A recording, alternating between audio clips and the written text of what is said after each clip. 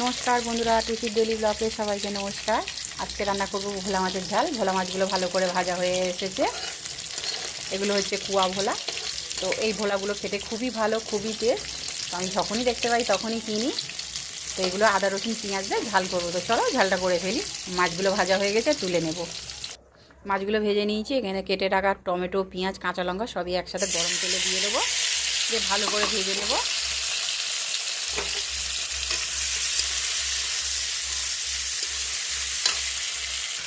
পেঁয়াজ টমেটোগুলো অর্ধেক করে ভাজা হয়ে গেছে, দিয়ে দেবো নুন।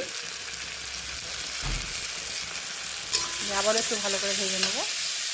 পেঁয়াজটা লাল লাল করে ভাজা হয়ে গেছে, দিয়ে দেবো বেটে রাখা আদা রসুন, দিয়ে ভালো করে কষিয়ে নেবো যতক্ষণ না কাঁচা গন্ধটা যায় আদা রসুনের। আদা রসুনের কাঁচা গন্ধটা চলে গেছে। দেখুন চার সাইড থেকে তেলও ছেড়ে দিয়েছে। এবার দিয়ে দেবো ধনে গুঁড়ো, দিয়ে আবারও একটু ভালো করে ভেজে নেব। এবার দেবো হলুদ গুঁড়ো, দেবো এবারে লঙ্কার গুঁড়ো, দিয়ে ভালো করে মশলাটাকে ভেজে কষিয়ে নেব।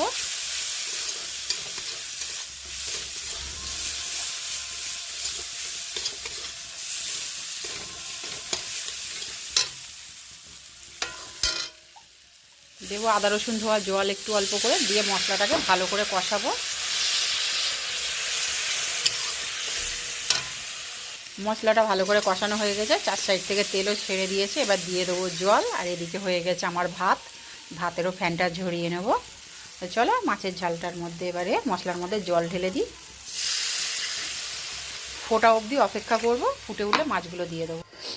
ঝোলটা ভালো করে ফুটে গেছে, এবার দিয়ে দেবো ভেজে রাখা মাছ, দিয়ে আবারও একটু ভালো করে ফুটিয়ে নেব। মাছের ঝালটা হয়ে এসেছে, এবার দিয়ে দেবো কেটে ধুয়ে রাখা ধনিয়া পাতা। মাছের ঝালটা আমার হয়ে গেছে, এবার আমি ঢেলে নেব। তো মাছের ঝালটা কেমন হয়েছে কমেন্ট করে বলবেন। আর বেশি ঝোল মারবো না। এই মাছ এক পিস হলে পারে না, দুটো ভাত খাওয়া হয়ে যাবে আমাদের গরিবের মতে। ঠিক আছে বন্ধুরা, যারা এরকম মাছের ঝাল খেতে চান তো আমাদের বাড়িতে চলে আসবেন। তো নিজের মনে করে রান্না করে খাওয়াবো, সাধ্য মতন যেরকম পারবো সেরকম করে করে খাওয়াবো। খেয়ে বলবেন কেমন হয়েছে। করে খেতে বলবো না, এসে খেয়ে যান। নমস্কার, রাখছি।